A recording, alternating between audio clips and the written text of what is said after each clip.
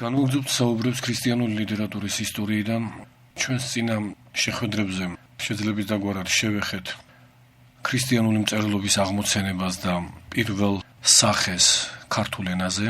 ცალკეული ასპექტები ყველაზე უფრო მნიშვნელოვანი იმ სტილის საუბრებისთვის, რასაც ჩვენ უძღვებით, მიმოვიხილეთ კონკრეტულად საღვთო წერილის თარგმნასთან დაკავშირებით და ვფიქრობთ ჩვენი საუბრიდანაც და თავისთავად ცხადია იმ წყაროებისგანაც, რომლებსაც ვეფუძნებით, ნათელი გახდა, რომ უეჭველად, როგორც სხვა ქრისტიანულ ქვეყნებში, საქართველოშიც საეკლესიო მწერლობის საფუძველი გახდა საღვთო წერილის ქართულ ენაზე თარგმნა. რა თქმა უნდა, ეს მოვლენა შეუფასებელია და ჩვენ არც ვისახავთ მიზნად ამ განსაკუთრებული ფაქტის ყოველმხრივ ანალიზსა და შესწავლას. ჩვენი მიზანდასახულობა მხოლოდ იმის ჩვენება იყო, რომ წინააღმდეგ გაბატონებული თვალსაზრისისა, ორ ნაწილედობით გახლავთ ეს თვალსაზრისი გაბატონებული, ერთი მხრივ ქართული უადრესი თარგმანი საღვთო წერილისა ერთ-ერთი საფუძველია თავისთავად ძალიან მნიშვნელოვანი და ღირსეული თარგმანისა, რაც სომხურ ენაზე განხორციელდა საღვთო წერილის სომხურ თარგმანს გულისხმობთ. გაბატონებული აზრი ის გახლავთ, რომ პირიქით სომხური დაედო საფუძვლად ქართულ ბიბლიას, ქართულენოვან ბიბლიას.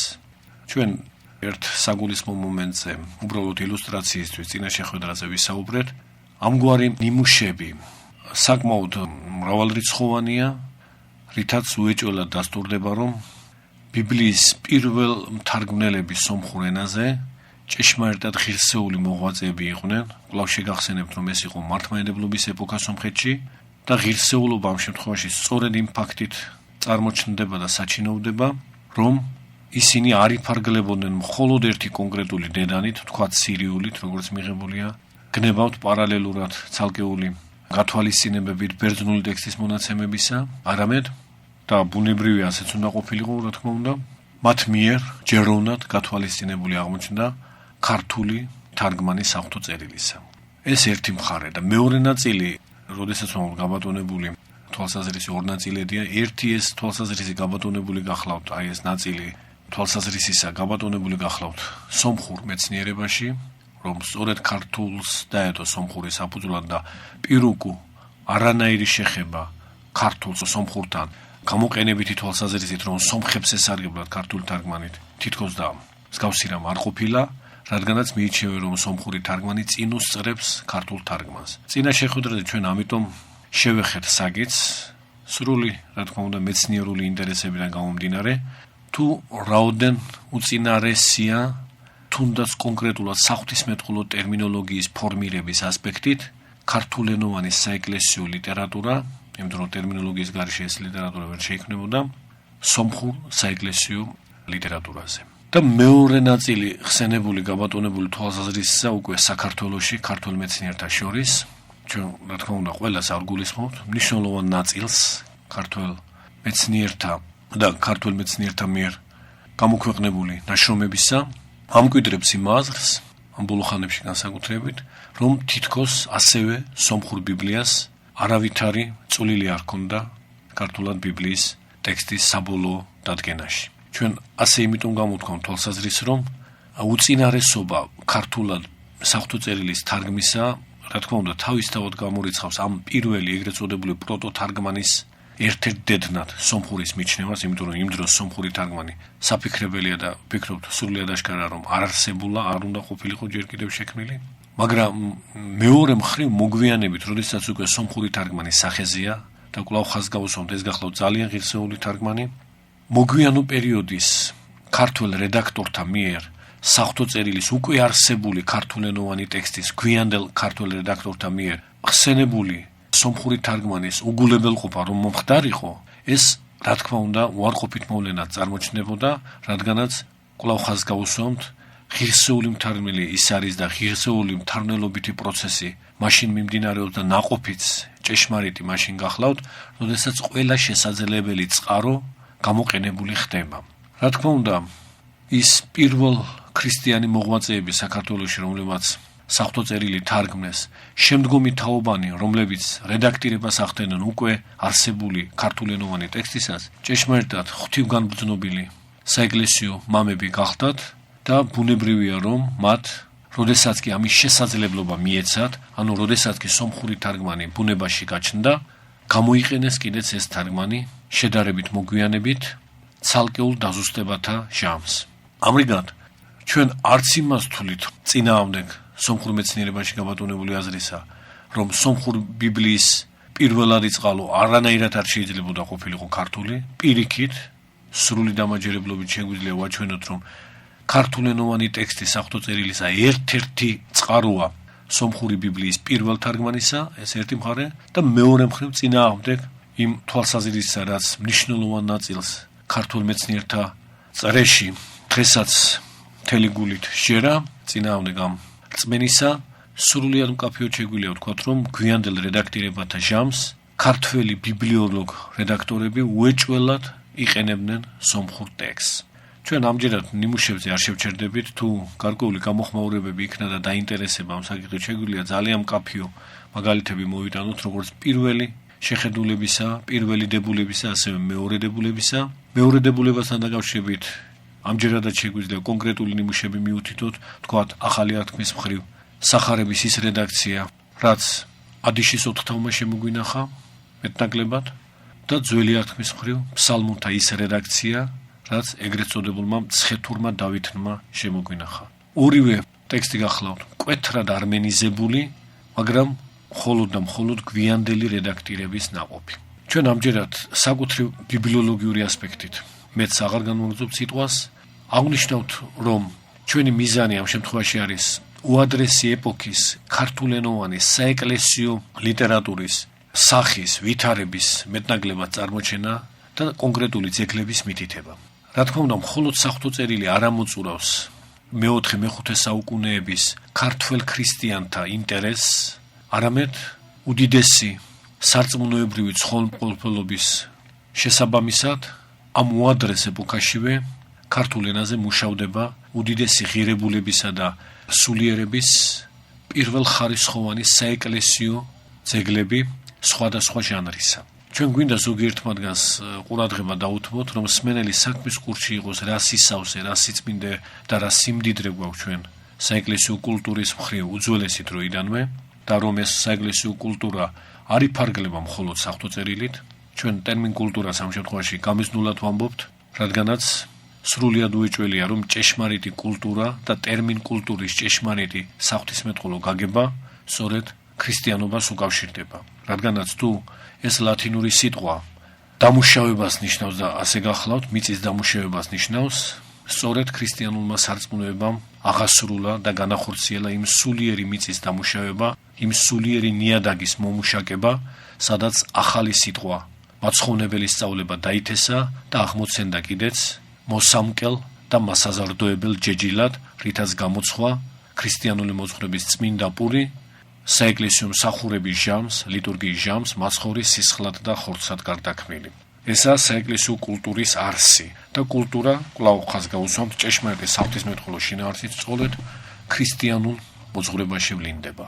ამ გაგებით საეკლესიო კულტურა მართლმადიდებლური შესიტყვება, მართებული შესიტყვება სწორედ ეს გახლავთ და ნებისმიერ სხვა გარემოში ტერმინ კულტურას ჩვენ შეიძლება მხოლოდ პირობითი გაგება განვუკუთვნოთ. ბუნებითი შინაარსით სიტყვა კულტურა, ტერმინი კულტურა ქრისტიანული მოძღვრების, ქრისტიანული სულიერების კუთვნილება გახლავთ.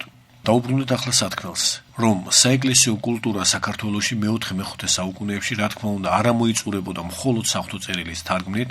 ამ დროისათვის მოგეხსენებათ ბერძნულ ენაზე უკვე უმდიდრესი განფენილობის ლიტერატურა ჩამოყალიბებულია, ეკლესიის მამათა უდიდესი ღირებულების შრომები უკვე არსებობს და შესაბამისად ვალდებულებად შეიგრძნობა და ცხოველი დაინტერესებაც იმისა, რომ ეს შრომები ქართულადაც აჟღერდეს, ქართულ ენაზეც ითარგმნოს. მაგრამ ამ შემთხვევაშიც, ისევ როგორც საეკლესიო ისტორიის ნებისმიერ ეპოქაში, რა თქმა უნდა, პირველადი ღირებულებისა და საზოგადოოდ ამ დაინტერესების მამოძრავებელი ძალა და არსი ყოველთვის გახლავთ ლიტურგიკული წიაღი. პირველ რიგში საღვთისმსახურო ღირებულების ძეგლთა თარგმნა არის სავალდებულო, აუცილებელი, რადგანაც ქრისტიანობა არ გახლავთ თეორიული რამ სწავლება, ის აუცილებლად საღვთისმსახურო პროცესს გულისხმობს და ეს საღვთისმსახურო პროცესი არსება და მის გარშემო და მისი განმარტება ის თეორიული სწავლებანი და შრომები, რითაც ასე მდიდარია ეკლესია და შესაბამისად თუ ის არსება, თუ ის ლიტურგიკული წიაღი საქართველოში მოქმედებაში არ არის, ანუ თუ პრაქტიკაში არ ხდება აღსრულება საეკლესიო სამღვდელმსახურო ქმედებებისა, 7 საეკლესიო საიდუმლოსი, ცხადია არანაირი ლიტერატურა, არანაირი თეორიული სწავლება ქართველი ერის მაცხოვრისკენ და ცხონებისკენ წარმართვას საფუძვლად ვერ გაუხდება. ამიტომ იყო რომ ყველა ეპოქაში ჩვენი ყველა სახელოვანი მთარგმნელი პირველ რიგში ლიტურგიკული ინტერესებით იყო ნამოძრავები, რომ ამ კუთხით საქართველოს ეკლესია ყოველთვის სავსე ყოფილიყო და ცხოველმყოფელობა და მადლმოსილება ქართულ ენაზე აღვლენილი ღვთელმოქმედებისა ყველაზე უფრო მართებული, დაზუსტებული, ყველაზე უფრო ზედმიწევნით ორიგინალთან შედარებული ტექსტით განხორციელებულიყო. რა თქმა უნდა, ლიტურგიკული წიაღი იმასაც განსაზღვრავდა, რომ საღვთო წერილი ქართულად ითარგმნა. ბიბლიის თარგმნის საფუძველიც ლიტურგიკული აუცილებლობა არის, ესაა პირველადი საფუძველი, რის გამოც სხვადასხვა ენებზე საღვთო წერილი ითარგმნა, რადგანაც ლიტურგია წმინდა წერილის გარეშე ვერ შესრულდება, თუ არ არსებობს სახარება და ფსალმუნი მაინც და რამდენადაც ეს ორი წიგნი თელ საღვთო წერილს განეფინება, ფსალმუნი მთელ ძველ აღთქმას და ახალ აღთქმასაც და საზოგადოდ როგორც იონე პეტრიცი ამბობს მთელ კაცობრიობას და მთელ ამ ხილულ სამყაროს, ვიდრე მეორედ მოსვლამდე და მეორედ მოსვლის ჩათვლით. ამგვარადვე, რა თქმა უნდა და შეიძლება და ამით დაგვეწყო, რადგან სახარება ყოველთვის უპირატესია, უბრალოდ ქრონოლოგიური მიმდევრობით ჯერ ფსალმუნი ვთქვით. ამგვარადვე სახარება, რომელსაც მეორე საუკუნის დამდეგის ერთი დიდი ღვთისმეტყველი წმინდა ღვთელმოწამე ეგნატი ანტიოქიელი იესოს ხორცს უწოდებს და ამბობს მივისწრაფი სახარებისაკენ, როგორც იესოს ხორცისაკენ.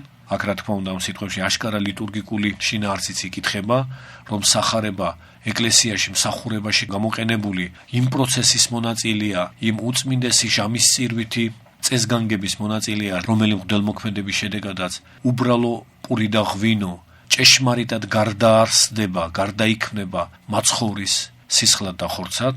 აი ამის გამოხატულებაცაა ეს სიტყვები, რომ მივისწრაფ სახარებისკენ, როგორც იესოს ხორცისკენ, გამთლიანებულია და ერთ სიბრტყეზეა დაყენებული სახარება როგორც ტექსტი და გამოყენებადი, აუცილებლად გამოყენებადი ლიტურგიაში იმ სიწმინდესთან, რასაც ჩვენ ლიტურგიის დასასრულს ვეზიარებით.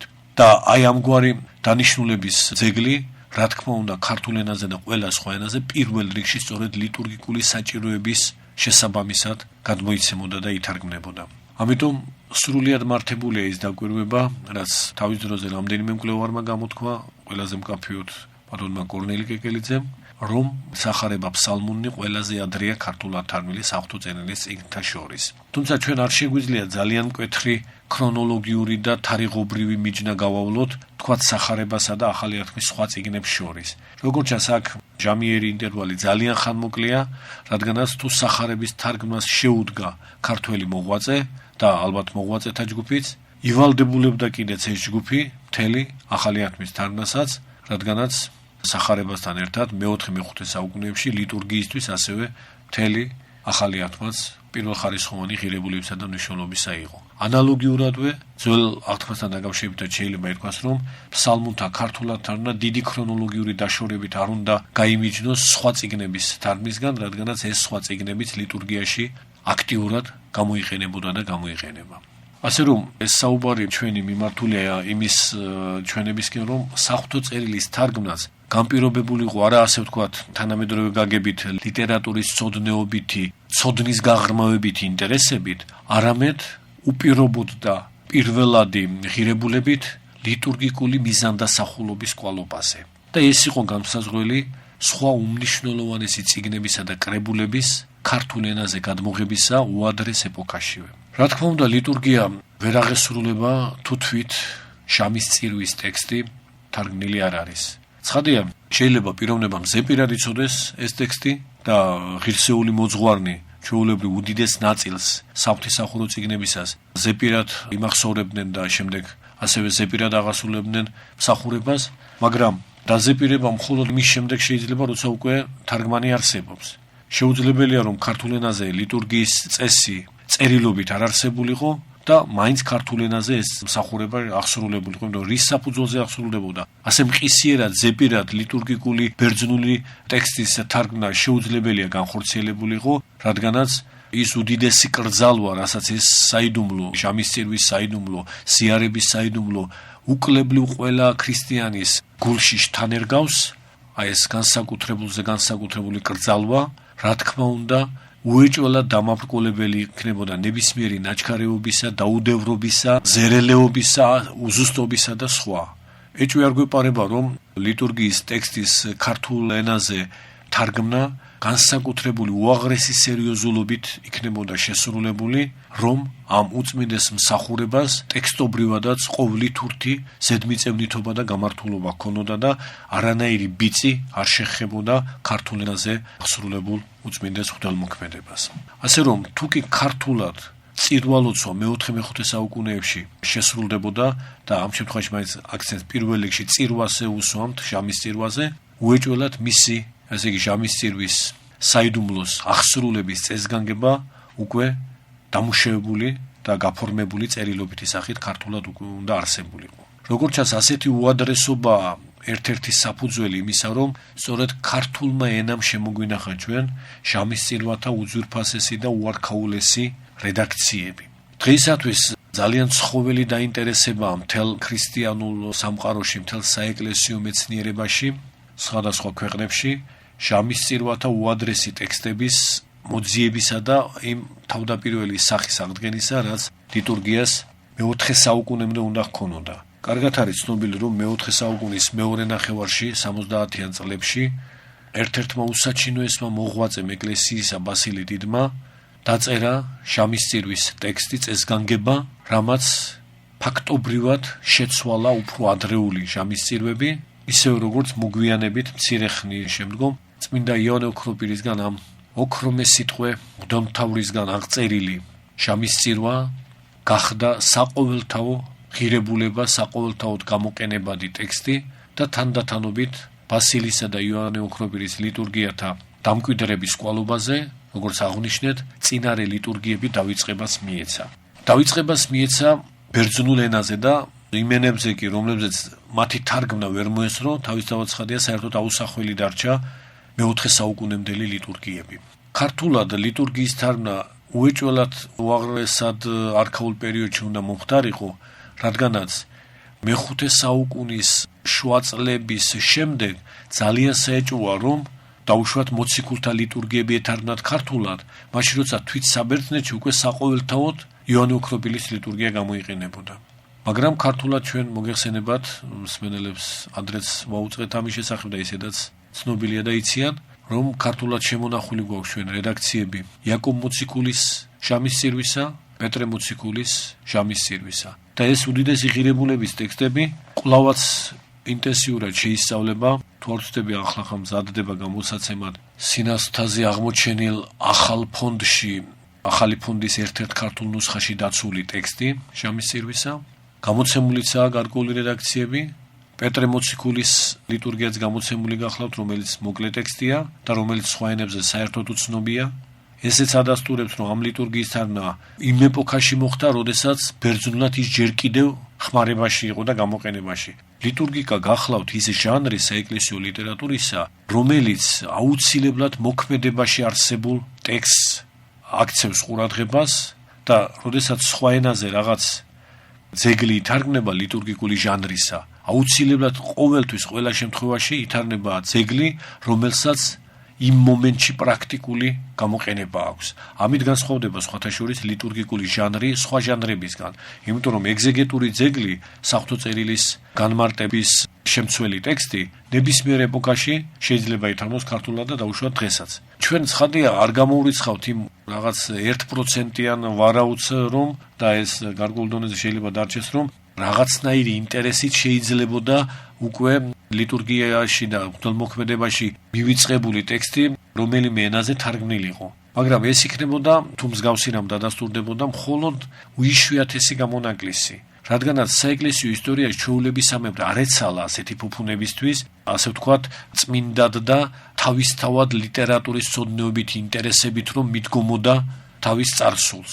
ყოველთვის ყველა შემთხვევაში მზერა საეკლესიო მოღვაწეობისა და საეკლესიო ისტორიისა მიპყრობილი იყო ერის, ანუ ხალხის, მრევლის, ცხონების აღსრულებისკენ, რომ რაც მათთვის მაცხოვნებელია, რაც მათ ჭეშმარიტებისკენ წარუძღვება და რაც მათთვის სულიერი საზრდოა, აი ეს იყო საეკლესიო მოღვაწეთა დაინტერესების საგანი. და ცხადია, ლიტურგიკული ჟანრის სწორედ ის ძეგლები იდგა ყოველთვის ყურადღების ცენტრში, რაც რეალურ მოქმედებაში იყო სწორედ მრევლისათვის, იმიტომ რომ მოგეხსენებათ საეკლესიო საიდუმლო სწორედ მრევლისთვისაა. იქნება ეს ნათლობის წესი, შამის წირვის წესი, ზეთის კურთხევის თუ სხვა წესები 7 საეკლესიო საიდუმლოსი, ყველა ენაზე, რამდენადაც ეს, რა თქმა უნდა, დღეისათვის საკმაოდ სრულყოფილად არის ცნობილი, ყოველთვის მოქმედებაში გამოყენებულობას ამა თუ იმ წესისას ეკავა უდიდესი ადგილი სხვა ენებზე თარგმნის შანსს. უეჭველად ქართულადაც ასეთი ვითარება იქნებოდა, მით უმეტეს ჩვენთან არ იყო ესეთი წინაქრისტიანული რაღაც ყოვლისმომცველი სამწერლობო ტრადიცია, რომ ამ ტრადიციას ინერციით მოგვიანებითაც განეპირობებინა საკუთრივ ლიტერატურული ინტერესი. ლიტერატურული ინტერესი რაში ნარვდებთ, რომ დაუშვათ მე-6 საუკუნისთვის აღარ არის მოქმედებაში თვით საბერძნეთში იაკობი ჟამისცირვა. მაინც რომელიმე ქართველ მოღვაწეს წმინდად ლიტერატურული დაინტერესების, ანდა რელიქვიის, არქაული ტექსტის სადმე გამოვლენილი ინტერესის კვალობაზე მოეძია და ეთარგმნა ეს ტექსტი. ძალიან რთულია ამის წარმოდგენა, რადგანაც მართლმადიდებლური წიაღი ერთი მთელია, იქნება ეს საბერძნეთის მართლმადიდებლური ღვთელმოქმედება თუ საქართველოს ეს ერთი მართლმადიდებლური ღვთელმოქმედებაა და შესაბამისად მათ შორის აი ამგვარი გამიჯნვა, რომ იქ ერთი წესია მოქმედებაში და იმ დროს ქართველი მოღვაწეები უგულებელყოფენ რა ამას უფრო არქაულს საბერძნეთში დავიწყებულს თარგმნიან, მსგავსი წარმოდგენა ძალიან რთული გახლავთ. სხვა არის როცა უკვე თარგმნილია და იმას შეინარჩუნებ. ეს უკვე დიდი ღირსებაა და აქ ცხადია არანაირ დაპირისპირებასთან ჩვენ საქმე არ აქვს. მაგრამ თუ წარმოვიდგენ დაუშვათ მე-5-მე-6 საუკუნეების ქართლის ვითარებას და რა თქმა უნდა ჩვენი მასაზრდოებელი წყარო ეს უშუალოდ იერუსალიმიდან მოდის თუ კონტინენტური საბერძნეთიდან, ზოგადად ბერძნულენოვანი გარემოდან რა თქმა უნდა მოდის ეს წყარო, მათ შორის ლიტურგიკული წყაროც, თავისთავად ცხადია ქართულ მოღვაწეთა უდიდესი დაინტერესება და ვალდებულება და აუცილებლობა თარგმნელობითი პროცესის განხორციელებისა იმ ძეგლებთან დაკავშირებით და იმ ძეგლების მიმართ იქნებოდა გამოვლენილი, რომლებიც იმ მომენტში მოქმედებაში პრაქტიკულ გამოყენებაში იყო.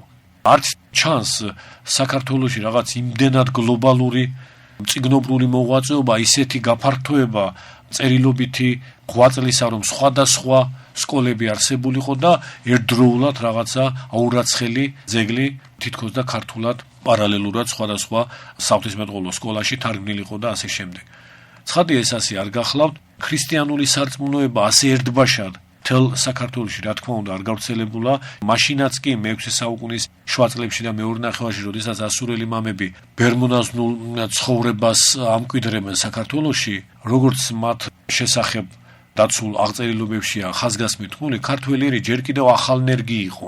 ასე რომ ასე უაღრესი ინტენსიობა თარგმნელობითი პროცესის მიმდინარეობისა ამ პერიოდში რა თქმა უნდა სავარაუდო არ არის და თუ ეს შეზღუდულ გარემოში იყო და შერჩევით ითარგმნებოდა ძეგლები და უეჭველად ასეც იყო, ცხადია ეთარგმნებოდა ის ძეგლები, რომელსაც ლიტურგიკული აუცილებელი საჭიროება ჰქონდათ. ამიტომ ვფიქრობ და ჩვენ ეს გვესახება ერთ-ერთ ძალიან მყარ არგუმენტად იმის დასამტკიცებლად, რომ ქართულად არსებული უარქაულესი ლიტურგიკული ძეგლები უადრესი თარგმანებია.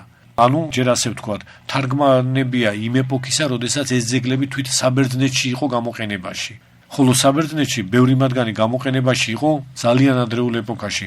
მე-5 საუკუნის შემდეგ ფაქტობრივად ცალკეულ ძეგლების, რომელზეც ჩვენ მოგვიანებით ვისაუბრებთ, გამოყენება უკვე მთლიანად მივიწყებულია და ახლით არის ისინი შეცვლილი. და ამ ეპოქაში რომ მოხდარიყო ქართულად ანალოგიური ტიპის საღვთისმსახურო წიგნების თარგმნა, სწორედ ისინი ითარგმნებოდა, რაც მე-6 საუკუნეში ვთქვათ, მე-5-მე-6 საუკუნეში საბერძნეთში მოქმედებაში იყო. შესაბამისად, ჩვენ სრულიად ნათლად გვესახება უადრესობა, მაგალითად ისეთი ძეგლებისა, როგორებიცაა იგივე იაკობი ჟამისცირვა, იგივე პეტრე მოციქულის ჟამისცირვა. ძალიან საეჭვოა, რომ ისინი თქვათ მე-5 საუკუნის შემდეგ ქართულად თარგმნილიყო. რადგანაც კვლავ აღნიშნავთ, რომ მე-5 საუკუნის შუა წლებიდან და მეორე ნახევრიდან უკვე საყოველთაოდაა დამკვიდრებული თვით საბერძნეთში იოანე ოქროპირის ჟამისცირვა. ამიტომ საღვთო წერილთან ერთად ჩვენ თვლით, რომ უადრესი ეპოქის თარგმანებს უნდა განუკუთვნოთ დღემდე შემონახული უწმინდესი ტექსტები მოციქულთა ლიტურგიებისა, რომლებიც მთელი სისრულით მხოლოდ ქართულ ენაზეა შემონახული, მათ შორის, როგორც აღვნიშნეთ, პეტრე მოციქულის ლიტურგია მხოლოდ ქართულ ენაზე გახლავთ დაცული, ხოლო იაკობ მოციქულის ლიტურგიის ის რედაქციული ნაირსახეობანი, რაც ქართულად არსებობს, სწორედ ჩვენი ერის და ჩვენი ენის სიმდიდრე გახლავთ. ეს მივიწყებულობა, რომ ისტორიული ფაქტია ლიტურგიათა შორის, ამას ჩვენ გვიდასტურებს მე-10 საუკუნის მიწურულის და მე-11-ის დამდეგის უდიდესი ქართველი მთარგმნელი და ღვთისმეტყველი წმინდა ექვთიმე ათონელი. მას გაუგზავნიან შეკითხვა, ჩვენ ამაზე ადრეც გვისაუბრია, ათონის მთაზე, როდესაც მამამისი იოანე ჯერ კიდევ ცოცხალია და ერთ-ერთი შეკითხვა, მრავალ შეკითხვათა შორის ამგვარია, თუ რომელია ის ჭეშმარიტი ლიტურგია, რაც ეკლესიაში უნდა შესრულდეს, პეტრე მოციქულის, იაკობის, ბასილ დიდის თუ იანე ოქროპირისა. როგორც ჩანს, გარკვეულ ნაწილს ქართველი მოღვაწეებისას გაუჩნდა აზრი იმასთან დაკავშირებით, რომ ქართულად არსებული 4 ლიტურგიიდან 4-ვე არ შეიძლება ჭეშმარიტი იყოს. ექვთიმე უპასუხებს, რომ 4-ვე ჭეშმარიტია, მაგრამ იქვე დასძენს, რომ მოციქულთა ლიტურგიები თავის დროზე იყო, ადრე იყო და შემდეგ, როცა ბასილისა და იანე ოქროპირის ლიტურგიები შეიქმნა, ერმან სიმოკლისათვის ოქროპირისა ირჩია, ამბობს ექვთიმე, და მოციქულთა ლიტურგიებიო, გვაუწყებს იგი, ერსა მიხვიწყდა. ესე იგი, მე-4-მე-5 საუკუნეებიდან თანდათანობით მოციქულთა ლიტურგიები დავიწყებას ეძლევა და მე-5 საუკუნის შემდეგ, როგორც აღვნიშნეთ, ფაქტობრივად შეუძლებელია, რომ ეს ლიტურგიები ქართულად ითარგმნოს, რადგანაც ხელმიუწვდომელიც იქნებოდა ისინი ბერძნულ ენაზე. ჩვენ ამჯერად აქ შევჩერდებით, გმადლობთ ყურადღებისათვის.